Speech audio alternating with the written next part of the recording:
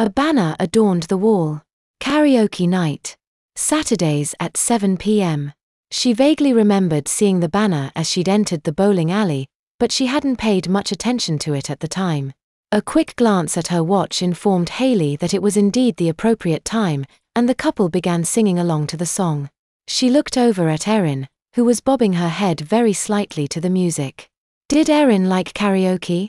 Hayley certainly wouldn't have minded going up to sing, but she wasn't sure that Erin would like such a public performance. Still, Erin seemed to be in a particularly good mood now, certainly much better than she'd been earlier that morning. It couldn't hurt to ask, "Erin, would you like to go up and sing?"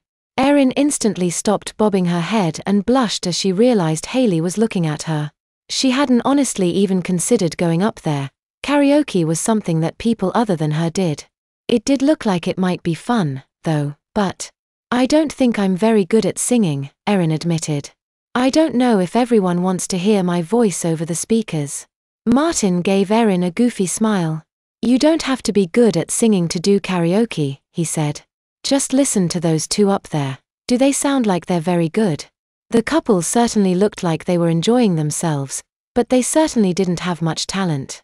Even though they were butchering the song, though, it was still entertaining to watch. "No, I guess not," Erin admitted. "But I'm still not sure." If Erin had been steadfastly against performing, Hayley would have dropped the issue. But it didn't really seem like Erin was completely opposed to the idea, she just didn't seem confident enough in herself to immediately agree. "I'm sure you'll do fine, Erin," Hayley said.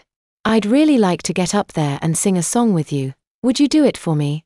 Erin was still a little bit nervous, but Hayley's appeal held a lot of weight with her. Hayley had been very nice to her this morning.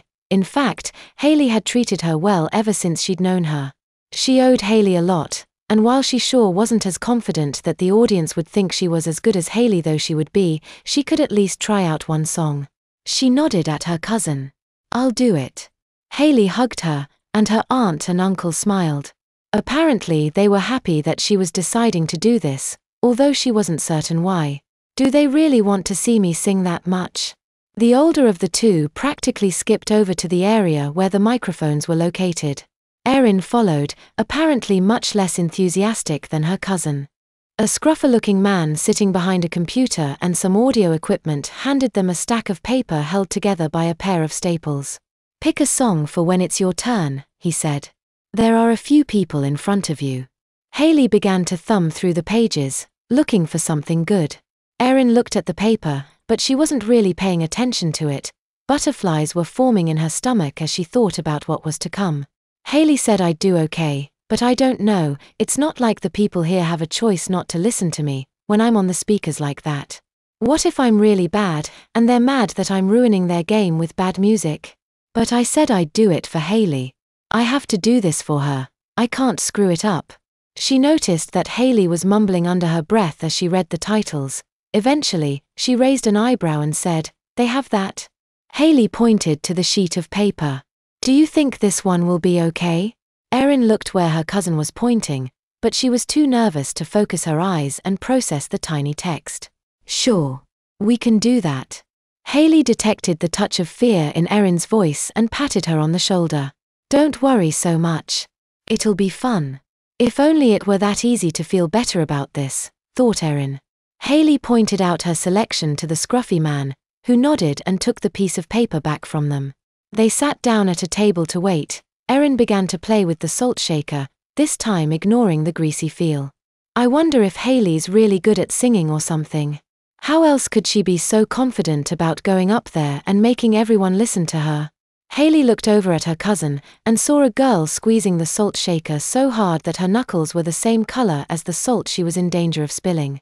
"Are you okay?" Erin startled, but relaxed her grip on the shaker.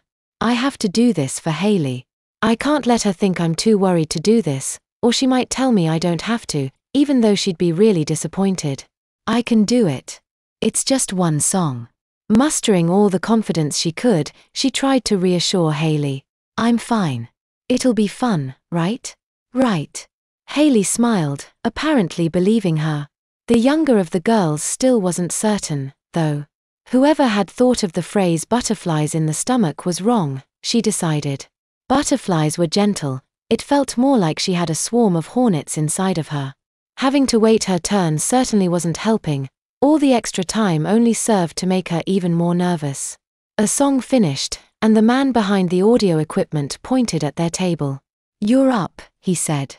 Erin stood up and followed Hayley towards the microphones, feeling jittery on her feet. Why had she agreed to this? She was going to sound bad, and everyone there was going to hate her for deciding to sing to them even though she knew she'd be horrible at it.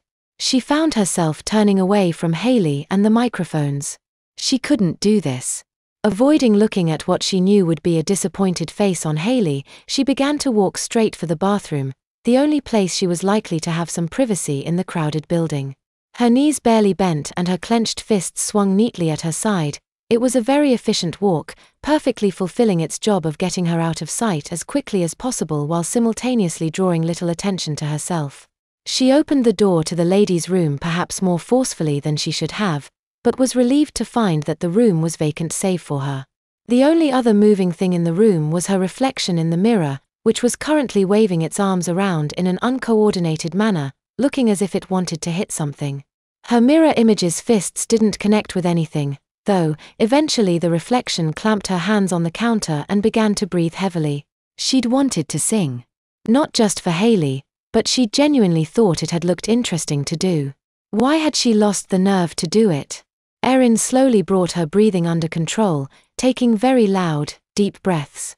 A few of the breaths elicited a weak cough, but eventually, her breathing sounded somewhat normal, and she was able to focus on the black-haired girl staring back at her in the mirror.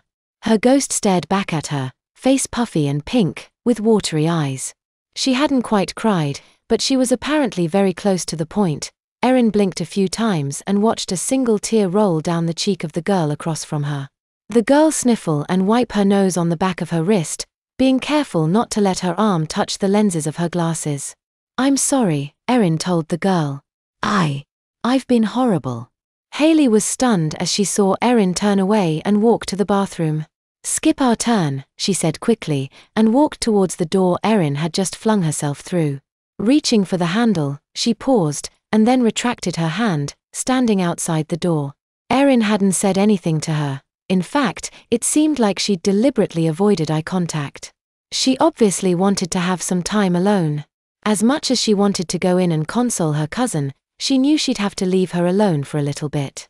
"I'll wait a few minutes, and if she doesn't come out, then I'll go see what's up." She began to pace just outside the bathroom door. The ghost stared at Erin, choosing not to respond to the apology it had just heard.